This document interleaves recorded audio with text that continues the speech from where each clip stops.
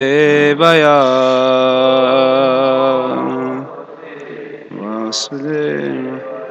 Srimad Bhagavatam, Canto 6, Chapter 9, Text 34. Durva Bodhariva Tavhayam Vihara Yoga Yat Asharano Shariraridam Anavikshitasmat Samabhaya Atmanaiva Vikriyamanena Saguna Maguna Srishi Pasi Harasi. Or the word meaning Durvabodha, difficult to understand. Eva, quite. Tava, your. Ayam, this. Vihara Yoga, engagement in the pastimes of material creation, maintenance, and annihilation. Yet, which, Asharana, not dependent on any other support. Asharira, without having a material body. Idham, this. Anavikshita, without waiting for asmat, of us. Samabhaya, the cooperation. Atmana, by your own self. Eva, indeed. Avikriyamanena, without being transformed. Sagunam, the material modes of nature. Aguna, although transcendental to such material qualities. Srijasi, you create. Pasi, maintain. Harasi, annihilate. Translation and purport by Srila Prabhupada Ki Jaya. Translation, O Lord, you need no support, and although you have no material body, you do not need cooperation from us. Since you are the cause of the cosmic manifestation, and you supply its material ingredients without being transformed, you create, maintain, and annihilate this cosmic manifestation by yourself. Nevertheless, although you appear engaged in material activity, you are transcendental to all material qualities. Consequently, these transcendental activities of yours are extremely difficult to understand. Purport, the Brahma Samhita, chapter 5, verse 37 says, Goloka eva nivasatya kilatma bhuta. The Supreme Personality of Godhead, Krishna, is always situated in Goloka Vrindavan. It is also said, Vrindavanam parityagya padam ekam nagachati. Krishna never goes even a step from Vrindavan. Nevertheless, although Krishna is situated in his own abode, Goloka Vrindavan, he is simultaneously all-pervading and is therefore present everywhere. This is very difficult for a conditioned soul to understand, but devotees can understand how Krishna, without undergoing any changes, can simultaneously be in his abode and be all-pervasive. The demigods are understood to be various limbs of the Supreme Lord's body, although the Supreme Lord has no material body and does not need anyone's help. He is spread everywhere, maya tatamidam sarvam jagat avyaktamurtina. Nevertheless, he is not present everywhere in his spiritual form. According to the Mayavada philosophy, the Supreme Truth, being all-pervasive, does not need a transcendental form. The Mayavadis suppose that since his form is distributed everywhere, he has no form. This is untrue. The Lord keeps his transcendental form, and at the same time, he extends everywhere, in every nook and corner of the material creation. Srila Prabhupada Ki Jaya. So it says here, Durva Buddha Iva. Basically, the point here is that it is very difficult to understand God. That's the point. It's very difficult to understand, especially God as a person. That God is a person that he can have form, and at the same time do these incredible things like be simultaneously all pervasive. So it's very difficult for the conditioned souls particularly, it's qualified. It's very difficult for the conditioned souls to understand God as a person, as an inconceivable person. So Prabhupada's quoting this verse from Bhagavad Gita, Maya tatami dam sarvam, jagat avyaktamurtina, where Krishna says that he is all-pervading. Maya tatami dam sarvam means jagat. He pervades this whole universe. He enters inside the whole universe in order to maintain and regulate it. Just like, for example, isn't it amazing that the ocean never goes past the shoreline? Have you ever wondered about that? It's unique. Actually, Lake Michigan is pretty powerful, almost like an ocean. And it can float over into the city also. It has happened a few times over the years. But we see mostly that the oceans, lakes, they don't go past the shoreline. Isn't that incredible? Normally we don't think about it because it's an everyday event. But it's kind of a miracle. I wonder what's the scientific explanation for that. They must have some sort of speculative idea why that happens. Similarly, is it not also amazing that the planets remain in orbit? What is it that allows the planets to remain in orbit? It's something very incredible. We know that we hear from modern scientists, I think, as well, that the Earth planet and the Sun planet are perfectly distanced from each other. If it was a little bit more this way, a little bit more that way, you either burn up or we would freeze to death and die, the Earth planet. So isn't it amazing that such accuracy, and that also the planets remain in a perfect orbit without any discrepancy for all these billions of years?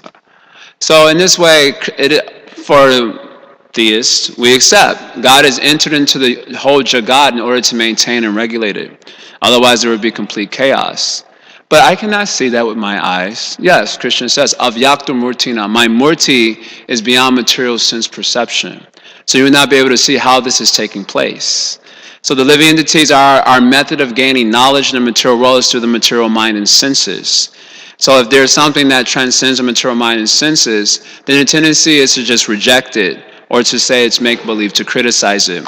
So Krishna says, yes, my murti, my form, as Paramatma in context with this verse of Gita, is beyond material sense perception.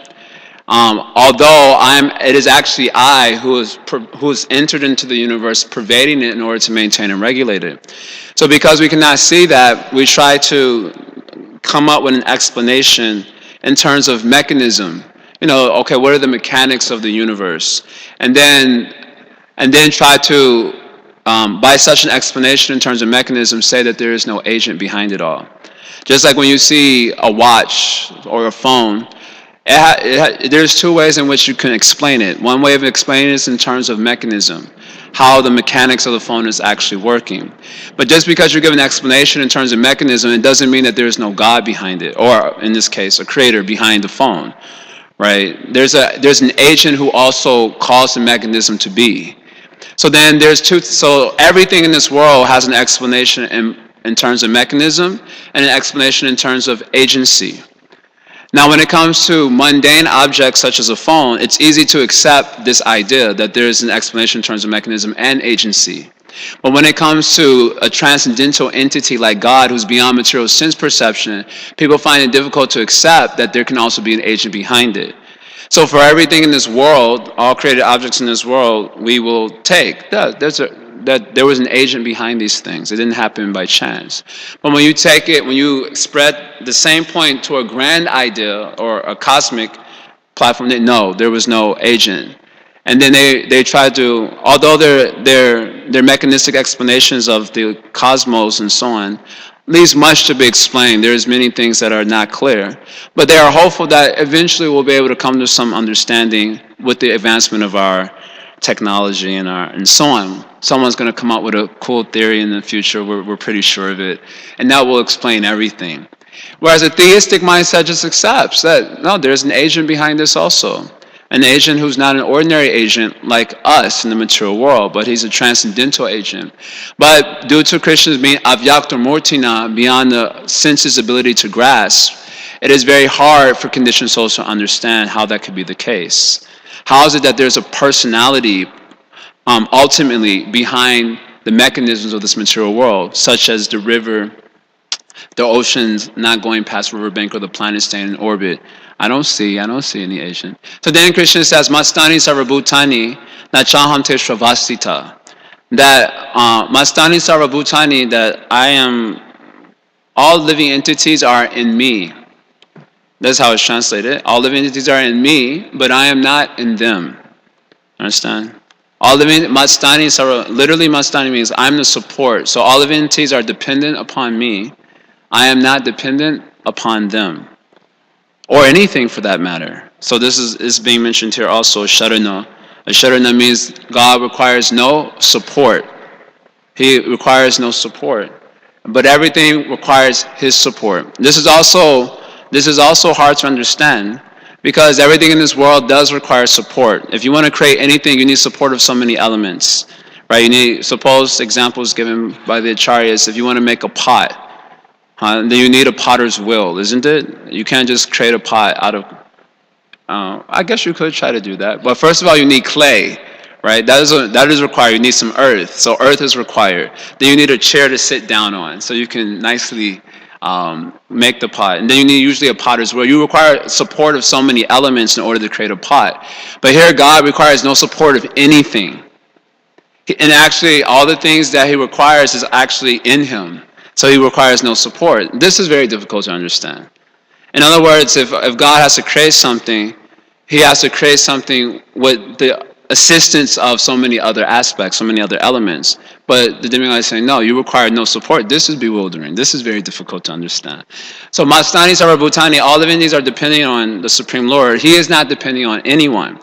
And then Krishna says right after that, Nacha Mastani Bhutani. That, and at the same time, all living entities are not dependent upon me. So this is bewildering. Just one verse before, you say all living entities are dependent on me. They're all in me. They're depending on me. And now the next verse he's saying they're not dependent upon me. So this is like a direct contradiction, right? Or this is what we call a paradox. A paradox is something to make you slow down and think a little bit. Because usually we think we understand something, so something should be said paradoxical every now and again to make you question what is Krishna actually meaning when he says that the living entities are dependent upon me.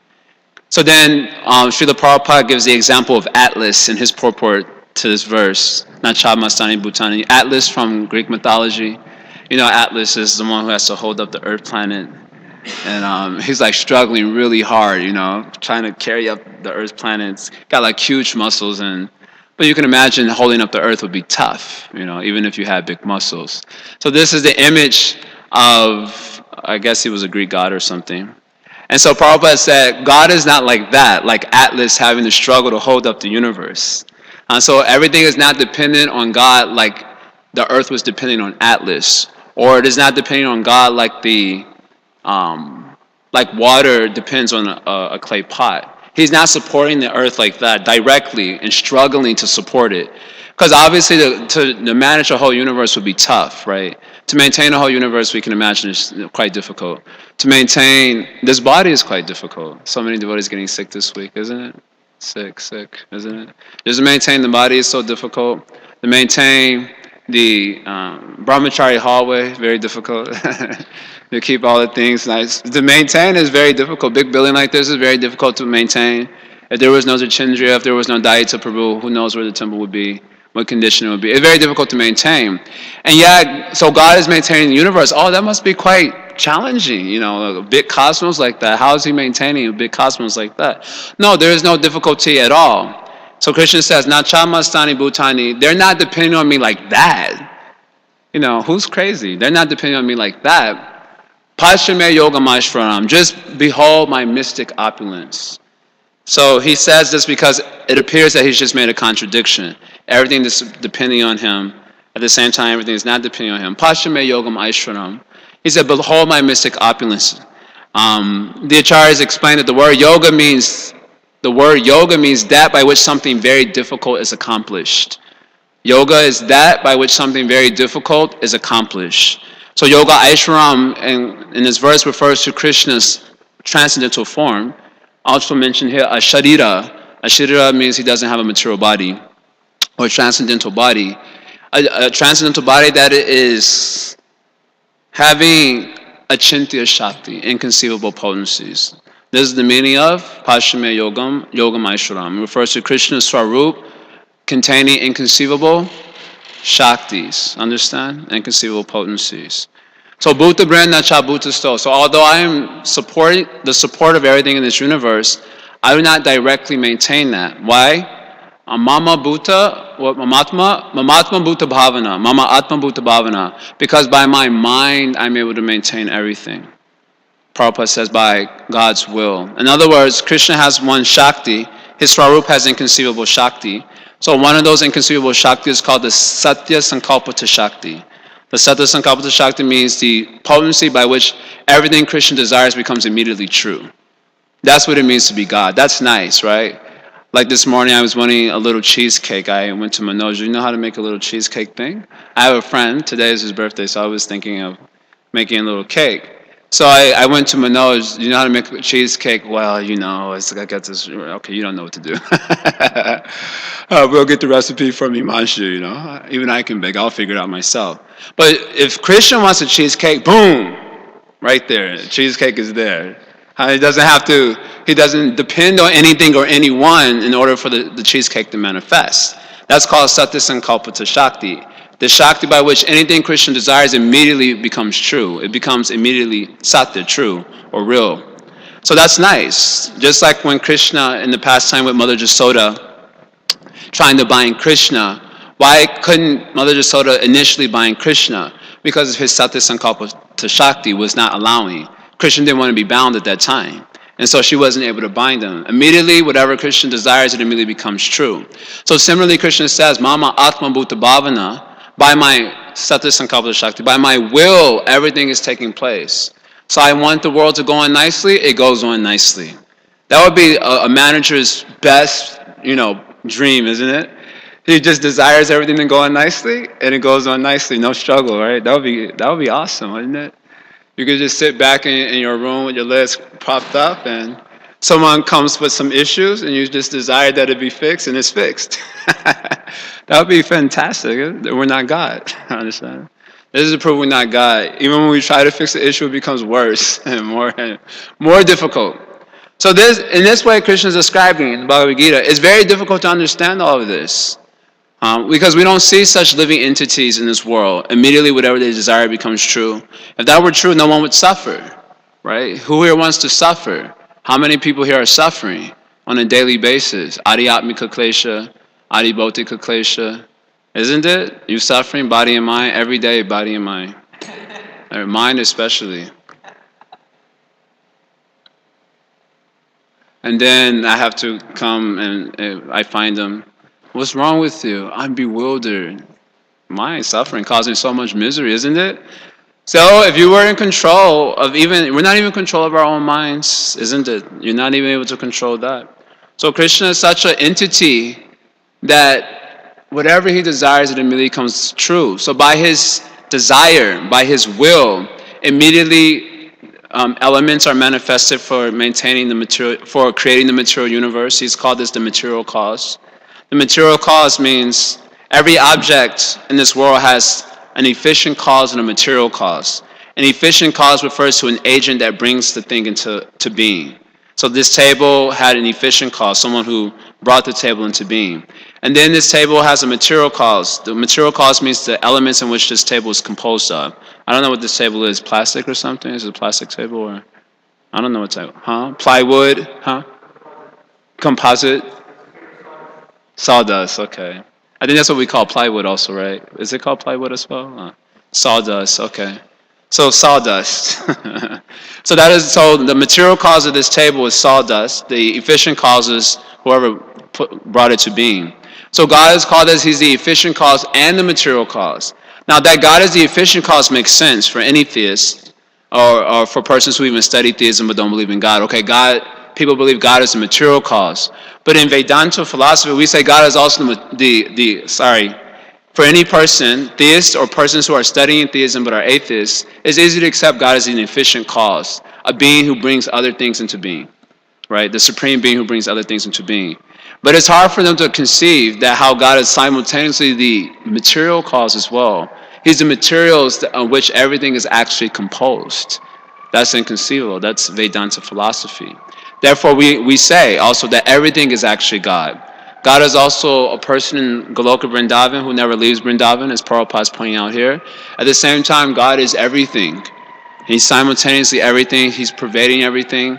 At the same time, he's different from everything. In this way, they're pointing out, the Devatas are pointing out, because of all these factors, it is very difficult to understand you, actually.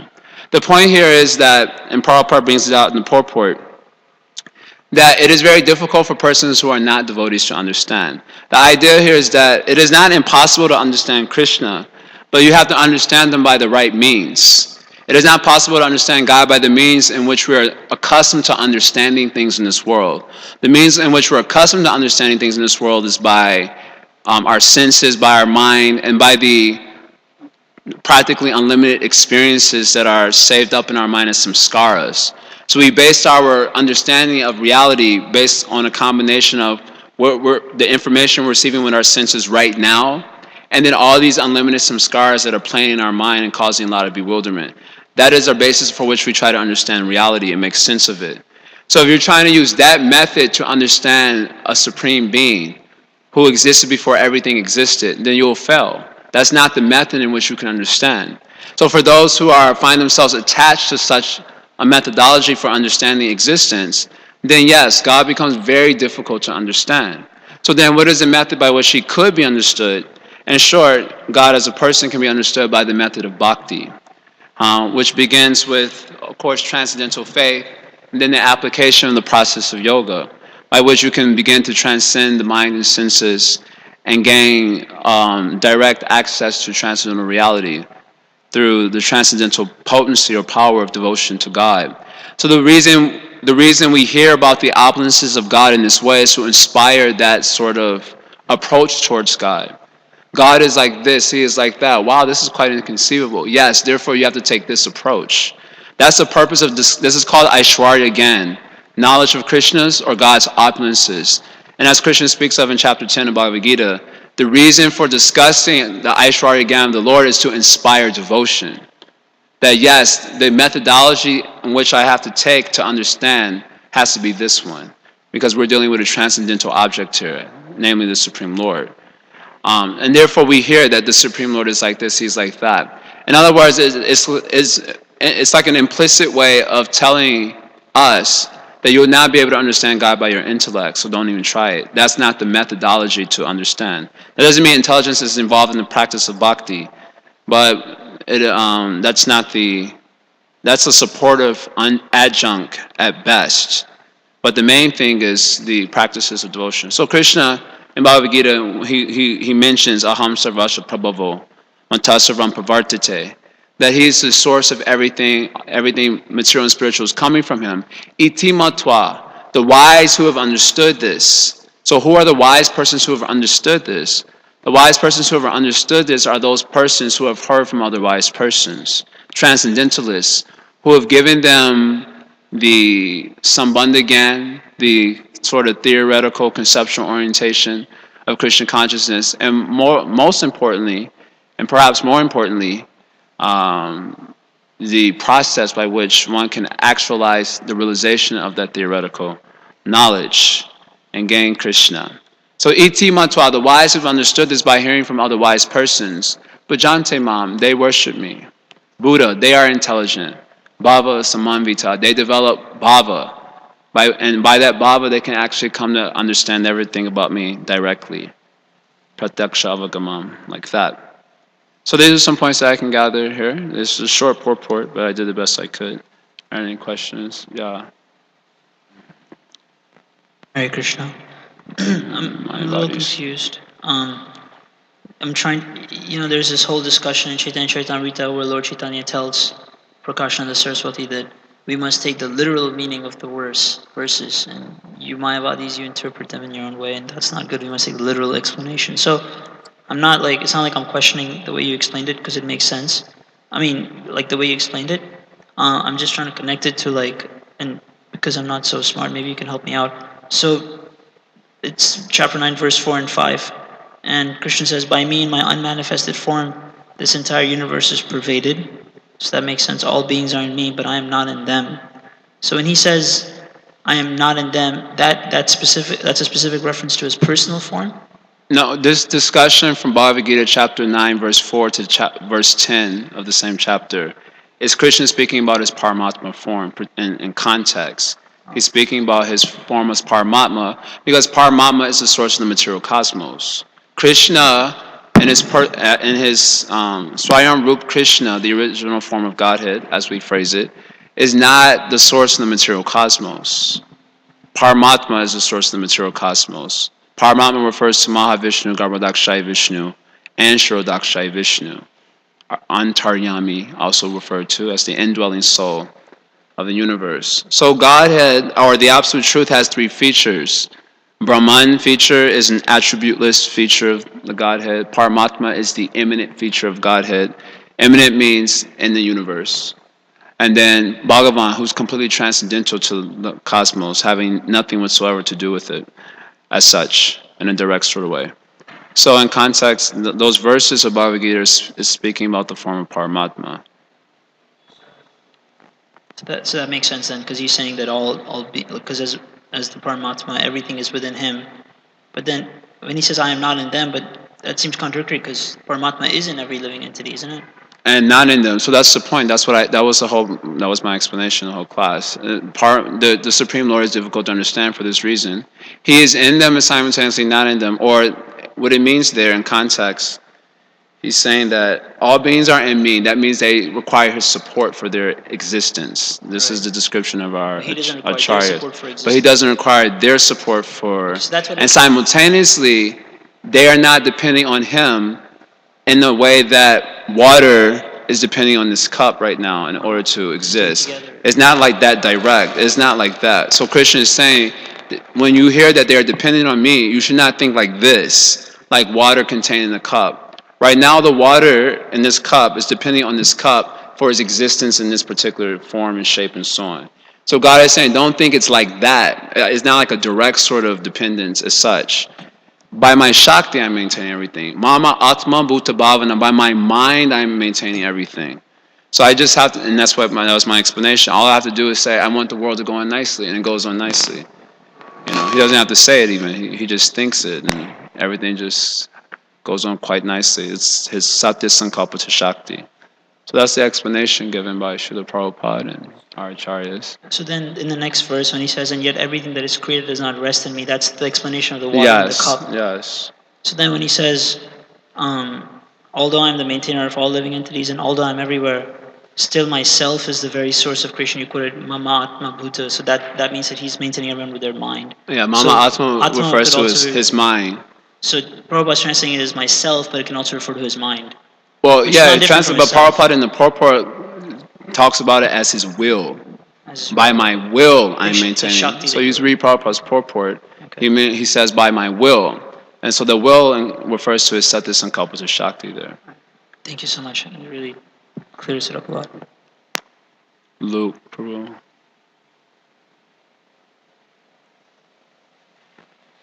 Hare Krishna. Thanks, Prabhu. This point that Prabhupada mentions in the purport that Krishna never leaves Vrindavan. So I was thinking of the verse Premanjana Charita Bhakti Lochanena, that when the devotee he has pure love, then he is able to see his beloved everywhere. So is it that Krishna is attracted to that mood and so he will manifest? Attracted to what mood? The mood of the devotee who is completely attached to him and desiring to see him. I mean, I think we can think of it more simply. That Krishna never leaves Vrindavan. So when Mahaprabhu wanted to go to Vrindavan, he was in Shantipur that time. Nityananda played some trick, and so he ended up in Shantipur, not in Vrindavan. He thought he was in Vrindavan. So, anyway, when he was still in an illusion thinking he was in Vrindavan, here comes Advaita Charya on a boat. And then Samara was like, "What are you doing in Vrindavan?" he was actually in Shantipur. "What are you doing in Vrindavan?" And in order to not reveal that he had been somewhat duped by Lord Nityananda, Advaita Charya said, "Your mind is Vrindavan. Wherever you go, your mind is itself Vrindavan. So wherever you go, that is Vrindavan." And the famous shloka is there. So a devotee who's endowed with such pure devotion to the Lord, like that, Braja Bhakti, then their mind is Vrindavan. So in that sense, God never leaves Vrindavan. He's always in Vrindavan. The devotee's mind becomes Vrindavan. And so he never leaves Vrindavan, like that. One can simply think like that. He's manifesting in Vrindavan, in the devotee's mind. Yeah. Raktak Prabhu. Hare Krishna. So Lord Krishna is the one and the same thing as infinity? Okay. I would say yes. Yeah, God is infinite, so. Thank you. Thank you. Yes, Nityananda Prabhu.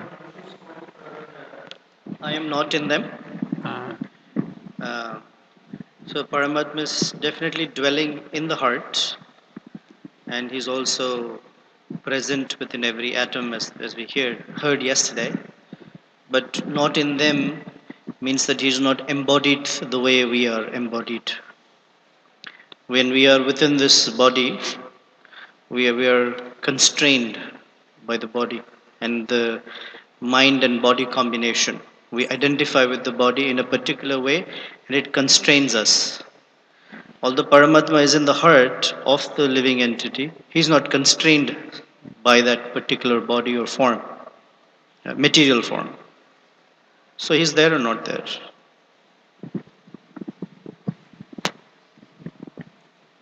Jaya Karunanidhi Prabhu.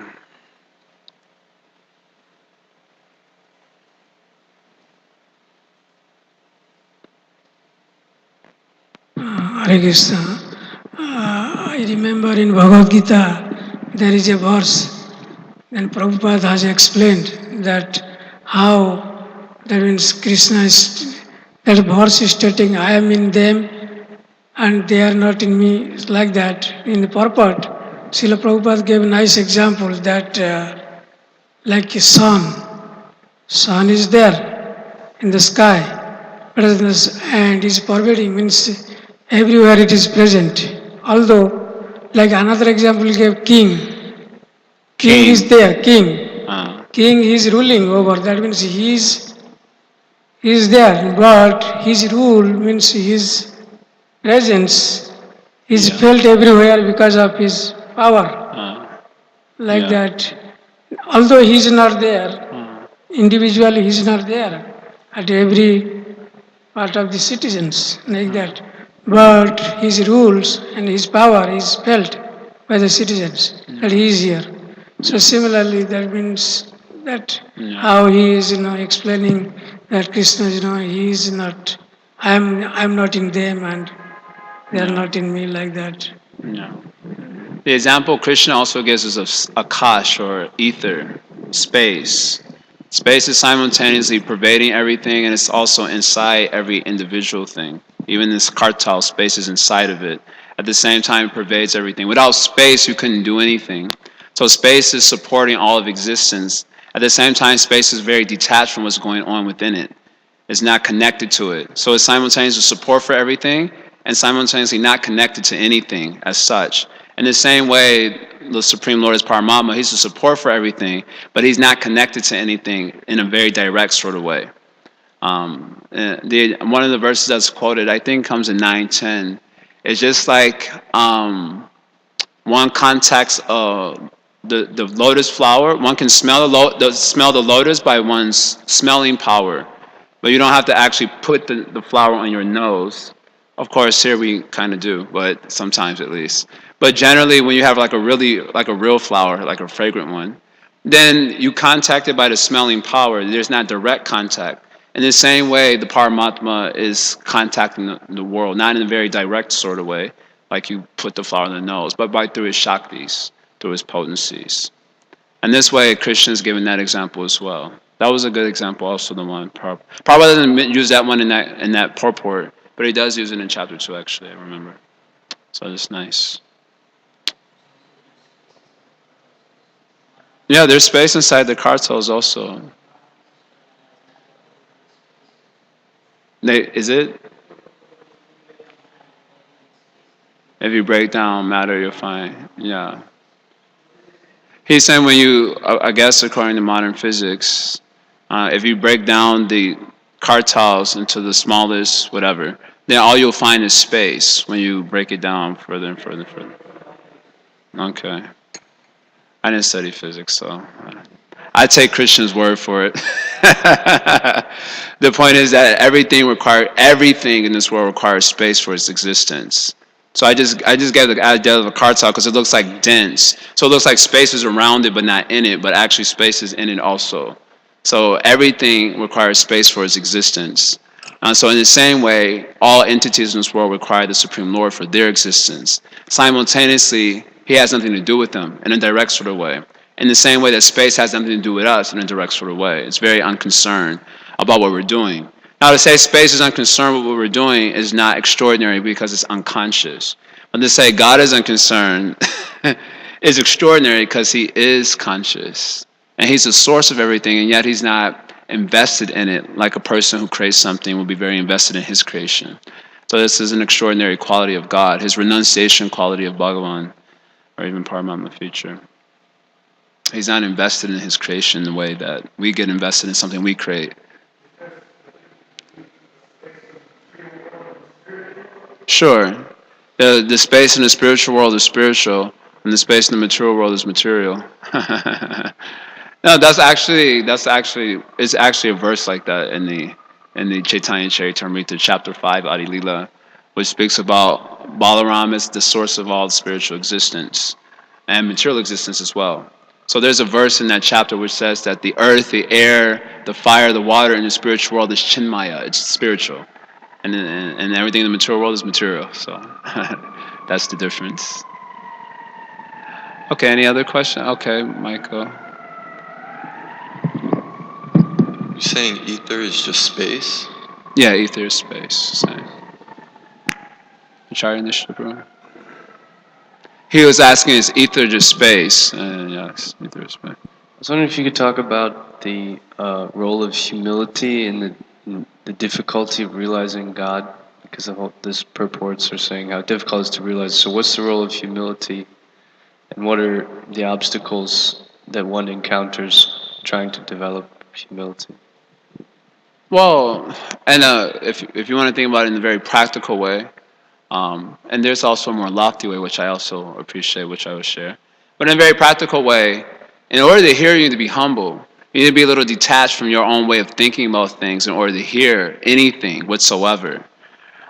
So what is the role of humility? People who are humble become empowered in a lot of ways because they can hear another perspective. Now, that doesn't mean we turn off our intelligence. It's not like every perspective is valid. That's something that we as Vaishnavas definitely do not accept, that everyone's opinion is valid. So it's not like we hear without discrimination. But in order to hear what the other person is saying and begin to assimilate it, you have to be a little detached from your own perspective of it.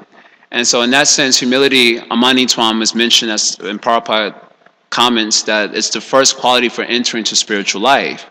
Because generally, the conditioned souls, we are bewildered by our karma in the form of the limitless samskaras that are popping up in our minds and saying, I like this isn't right, that is true. All of these things are coming from our lifetimes of experiences and prejudices that we've built up.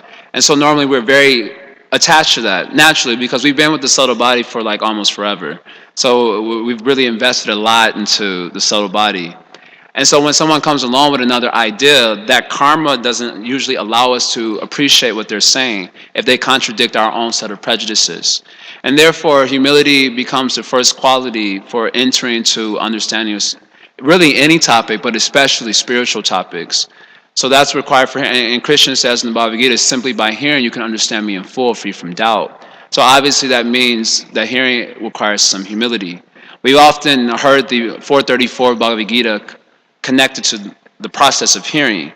Pranipatena pariprasthena sevaya, that in order to hear, these things should be there. You should be submissive, you should be having relevant inquiries, questions is very important for learning. And then there should be service rendered. And so pranipatena, more or less, is synonymous with humility or submission. Submitting yourself, taking the lower position. I like the image of transferring water from one cup to another. Then one cup has to come down in order for the transfer to take place. So in a very practical sort of sense, humility is required for entering into the realm of devotion. And we really enter into the realm of devotion through the process of hearing. And so to hear, you need to be humble in order to hear another perspective. So that's like a very practical sense of thinking of it. And also there's a loftier sense that ultimately in understanding Krishna, we need devotion to Krishna. Bhakti is that power that reveals the powerful, the Supreme Lord himself.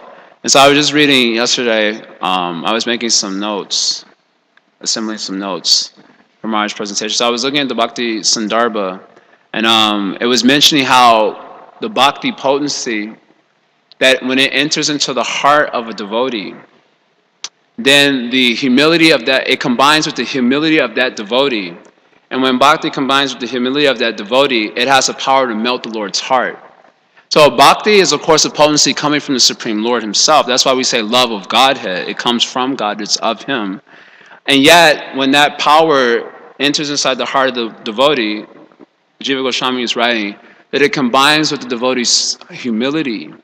And then combining with the devotee's humility, it has the power to melt the Lord's heart. And then the Lord has to reveal himself to such a devotee.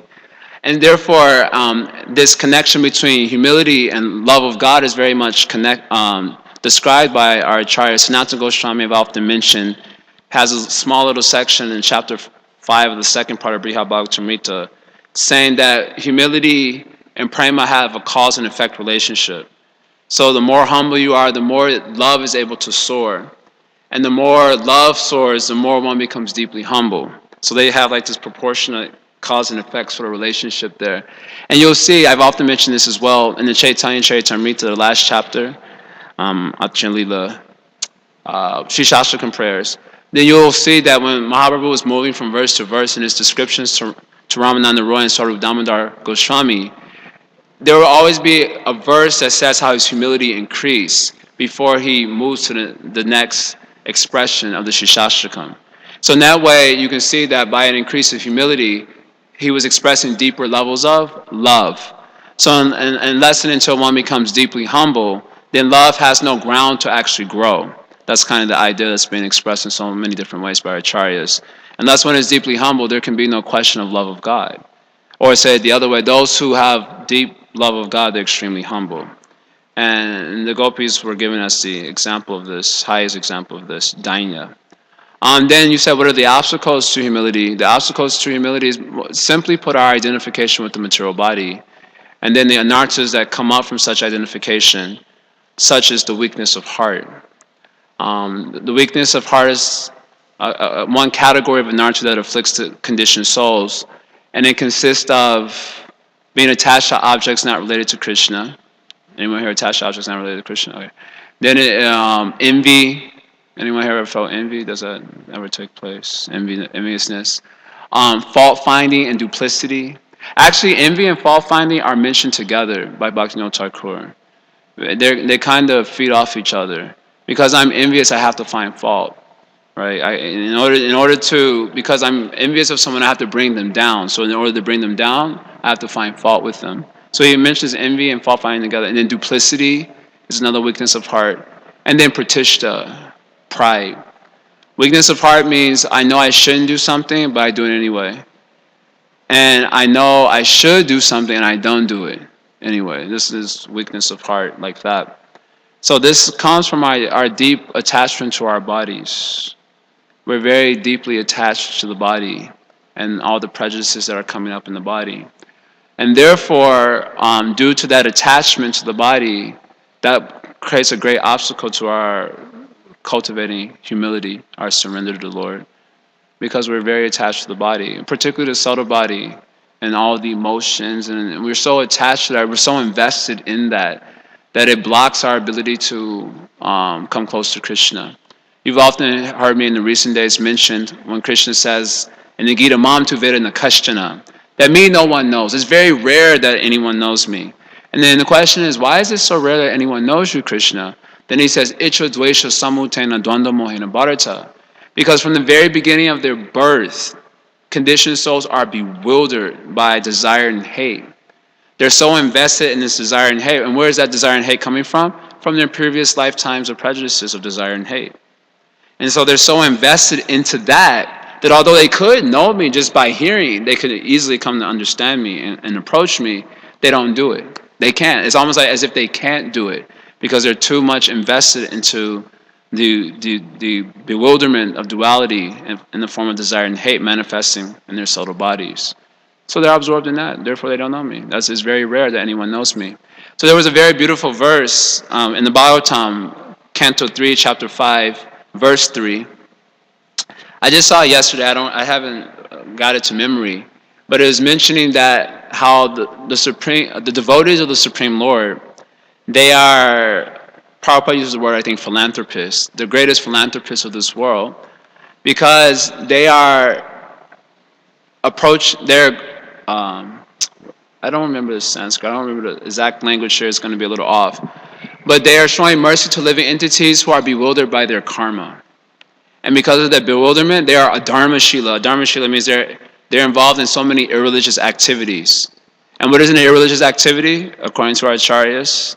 An irreligious activity means anything that's not bhakti is irreligious. So that's a pretty blanket statement there, and a nice one. So only by the mercy of devotees, the idea here is that only by the mercy of devotees can we be saved from our investment in our subtle bodies. And then by being saved from that investment in our subtle bodies in the form of desire and hate, we can concentrate on the Supreme. We can develop humility and so on in context. So the obstacles to our developing these qualities, in other words, I'm mentioning is our attachment to the body, our identification with the body is deep. And although we oftentimes kind of write off as that's basic points, preliminary, but it's actually a problem. And therefore, it never really gets old to say that you're not this body, which includes the subtle body. And that attachment to the body creates a lot of obstacles to that. I don't know if that's on. Okay, I saw Luke's hand, and then yours and yours. Both. The question was, we're invested in the subtle body or we're invested in the gross body? And the answer is both, obviously. We are invested in the gross body. And now devotees maybe a little bit less, but especially the material, you see how they dress, the soaps that they use, they all have to make your body smell perfumed. This is a very gross investment in the body. And then the subtle body, we value our opinions about everything, right? The way we see the world, that's the way the world is. It's not any other way. And if anyone tells you that it's some other way, you become immediately frustrated with them. You start yelling and screaming, if not externally, internally. It can't be this way. It has to be this way. Well, why does it have to be that way? Because I say it's that way. Are you the Supreme Lord? So we're so invested in our prejudices that that's the point. And therefore, we can't know Krishna. We can't cultivate humility and so on. So the investment is in both. We're invested in the gross body. We're invested in our subtle body. It's a lot. Consciousness is stuck.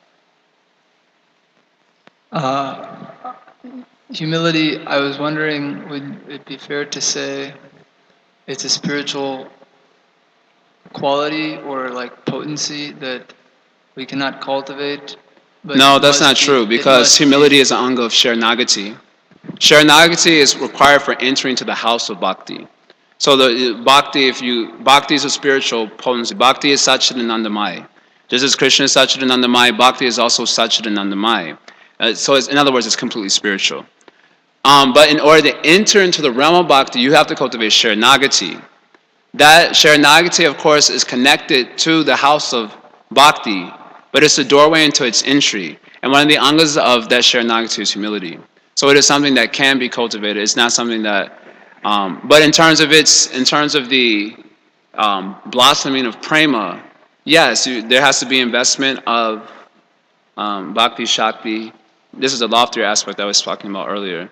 And then it combines with that humility, and then that humility allows for the flower of prema to grow in a very, Just in terms of vibrant like way. practically strategizing and thinking how it could be done, is it accurate that the cultivation is submissive oral reception to That's the the aspect, certainly. Yeah.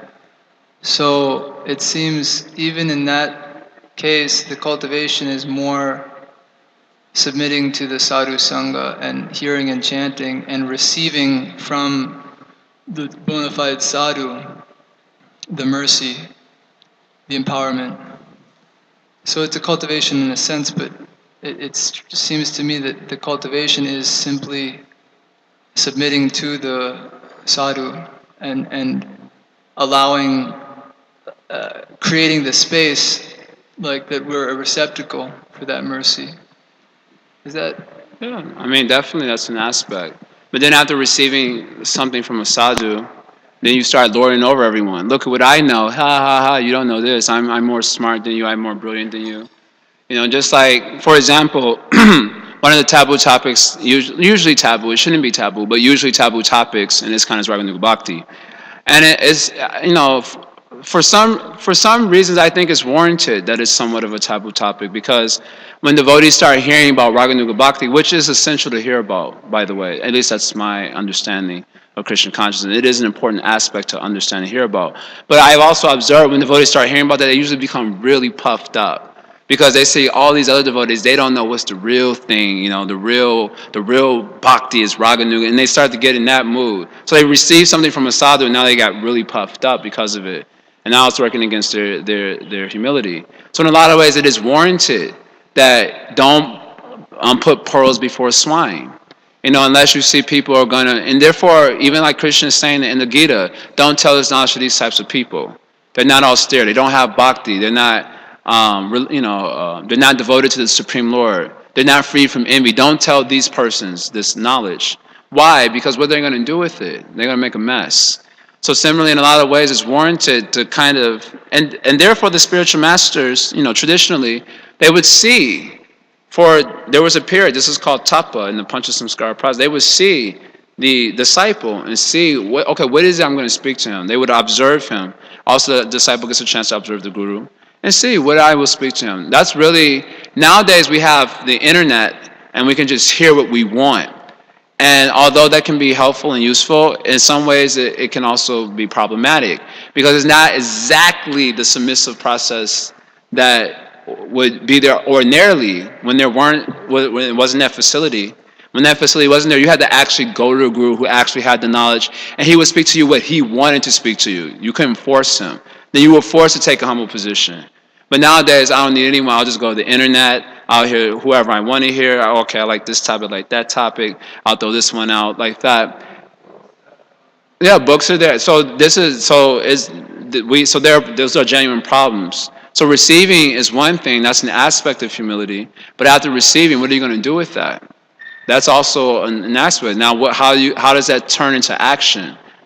And so therefore, Sanatana Goswami says you have to cultivate mentality, behavior, and speech that will fix you in utter humility.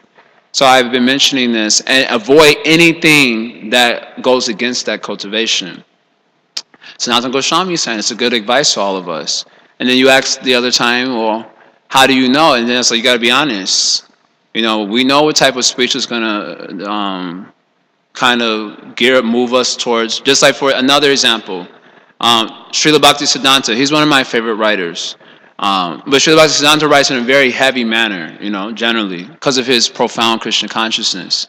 And oftentimes being inspired by the way Srila Bhaktisiddhanta writes about things, you may want to start speaking like Srila Bhaktisiddhanta. And as a result of and whatever you may be saying may actually also be true. in a very just objective sense. It might be a true statement that you're making, but unfortunately, you're losing the spiritual battle here because now you're getting really powerful. You're speaking like Srila Bhakti Siddhanta, and and the hand movements start coming, and all of a sudden you find that your mind is shaped into a huge pride monster. I often mention that the mind is like clay. So according to the type of sensual information that's coming, the mind gets shaped in a certain way. So you start speaking like Srila Bhakti Siddhanta, and I'm speaking the absolute truth, right? So it should be okay. But all of a sudden your mind turns into this like little pride monster. And all of a sudden you're losing the spiritual battle. And perhaps if you don't do something about it quick, you'll lose the spiritual war in this life. And so it requires honesty in our approach to Krishna consciousness. I like to read Srila Bhakti Siddhanta a lot. I get a lot of understanding from him. But I don't like to speak like him because I know I'm acutely aware of my faults. So I know if I say like this and someone starts challenging me, I won't be able to stand my ground because I don't have that level of spirituality. And so although I do gain a lot from reading Srila Bhakti Siddhanta, I don't like to speak like him so much. I like Bhaktivinoda Thakur's. His writing is more accommodating, usually in terms of spirit, because he was trying to preach to the intellectuals. He was trying to get them kind of on board with their intelligence. So he was speaking in a way that was a little accommodating. Srila Bhakti Siddhanta was like hammer. But Thakur was like, I appreciate Srila Bhakti Siddhanta's writing. I think a little bit more oftentimes in my heart than even Bhaktivinoda Thakur's. But I appreciate Bhaktivinoda Thakur's mood in terms of my own, let's say, immolation. I like to speak in that particular mood because it helps me in terms of my own mentality, whereas speaking like Srila Bhakti Siddhanta wouldn't help me as much in terms of my own cultivation of a humble mindset. And I think also one has to be really aware of his anarthas. That's another thing that happens in our imitation of these great souls, that we forget that what we are, and we're not them. And sometimes some people may see that as an excuse of not speaking the truth. They say like that. But again, I'm mentioning the point, I'm qualifying everything I'm saying by saying that one has to have an honest approach to his practice of Krishna consciousness. For some persons, they can speak like Srila Bhakti Siddhanta and they will remain humble. It won't be a problem for them. For others, it's a huge problem, probably for most. And so it requires an honest approach to our application of the principles of Krishna consciousness.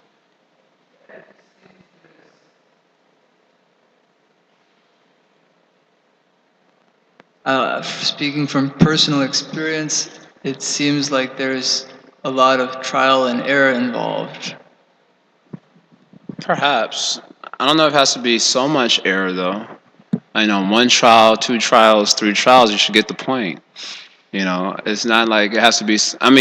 Yes, spiritual life in a lot of ways has a trial and error because there's so much we don't really understand even when we hear, and therefore we make mistakes. But then making a mistake is all right. Not learning from the mistake is a problem.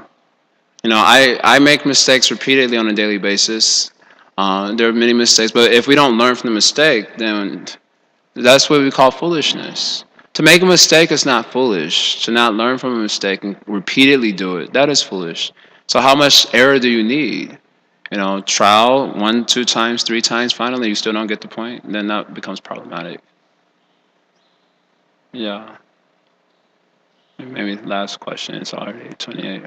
So yeah, just to go back to your point earlier about how when in Bhakti Sundar it says that when the bhakti potency enters the heart, it combines with the humility of the devotee and it melts the Lord. So just to understand like how the bhakti potency enters the heart, is it I'm just trying to understand how it works. So having heard from the devotees and having understood what is pure devotional service, one tries really hard to make all his actions and motivations in line with that definition. And is that what attracts the bhakti potency to enter into the heart? Like the more one tries to live his life in that mood, then the more the bhakti potency. Okay. So what attracts towards mercy? Our effort to cry out to Krishna in simple language. I always like to refer to because I think that's the purpose in one sense. The pastime with Mother Jasoda trying to bind Krishna. I mentioned this pastime many times before. Mother Jasoda, according to Vishwanath Chakravarti Thakur, but she has what is called as Bhakta Nishta, this intense steadiness, intense endeavor to chastise Krishna, in her case, in her context, to love Krishna. The intense endeavor to cry out to Krishna. And then finally seeing that unfailing endeavor to capture him. Then Krishna's Kripa Shakti spontaneously manifested out of his Swarup and allowed her to do so. So that is a real conquest of human life. The real conquest is to conquer the heart of Krishna. So having this unfailing endeavor to do so can attract the Lord's mercy. That's what sadhana bhakti is supposed to be. Bhaktivinoda Thakur describes it this way. That sadhana bhakti is literally crying out for the mercy of the Lord. So there has to be, there has to be tears. There has to be crying, and crying from the eyes even, particularly crying from the heart. Crying for Krishna's mercy, the hard endeavor to really love only Krishna. Then naturally, Krishna's like, this fellow only wants to love me. I've given him so much opportunity for other things also. But he's putting that aside, self-abnegation to the intense degree, to the, nth degree. He's putting all of that aside just to love me. Just like we were reading Christian book other night, the wives of the Brahmanas. They just dropped everything, and Prabhupada said, this is Krishna conscious. That they put all this other opportunities for enjoyment. You just drop it to capture the heart of Krishna. Seeing that unfailing steadiness to do so, then Krishna's like, oh, this person only wants to love me only. I've given that opportunity, and this opportunity, and that opportunity. They dropped all of that only. They only want to love me. So, naturally, his heart, his Kripa Shakti comes out, delivers bhakti to the devotee. For us, Krishna gives us opportunities for other things, and we take it. We say, oh, good, some little bit of pride, check, a little bit of, a little bit of appreciation, check. Some sundaris, that's nice too, check. Some followers, oh, another follower just walked in, check. Krishna gives us so many opportunities for these other things, we take it also. This fellow, he doesn't want me, look. He don't have anything to do with me right now. He's into all these other things. Therefore, I always say when we go to the altar in the morning time in front of the deities, and we even though we know very well we're attached to so many other things that are not Krishna, we go in front of the altar and we're like this. I always think that the deity's laughing at us. Like, hey, look at this guy. He thinks we don't know what's in his heart. I know, we know, like Nitai is like, I know exactly what's in his heart. And look at him pretending. Not pretending, all right, let him at least feel that he's trying to connect. That's okay. I guess every success story has its beginning. But when we were crying out for Krishna, and Krishna may do things to help us cry. That's the reunion chapter of the Rasa Pancha Jaya section of Bhagavatam. That was one of my favorite chapters when I first read the Bhagavatam, was the reunion chapter, how Krishna disappears from the gopis. And the gopis are upset with Krishna. So they're putting forth some questions, they're trying to say that he's a cruel person because he doesn't reciprocate with persons who love him. And so, but they do it in a very poetic way. And then Krishna responds why he does like that. And it was actually to reciprocate with them to the highest degree. And in the commentary offered by our devotees there, they said that when the gopis were hearing Krishna's explanation of why he was acting that way, they all began looking at each other and smiling, because then they realized that Krishna was actually reciprocating with us fully, actually, by disappearing from our vision. So in the same way, the Supreme Lord, Srila Bhaktisiddhanta says this, the Supreme Lord is keeping himself hidden from our vision for the purpose of studying the nature of our hearts. And that's the language Srila Bhaktisiddhanta used that always really touched me. And therefore, we're not seeing the Lord yet, because he wants to see when our heart is crying for him. Then the heart cries for Krishna, immediately Krishna will come. No, immediately, no delay. So then our sadhanas got some work that has to be done until that actually takes place. Like that. All right, it's 8:34 now, so we'll finish here. Thank you very much for participating. Srila Prabhupada Ki Jai.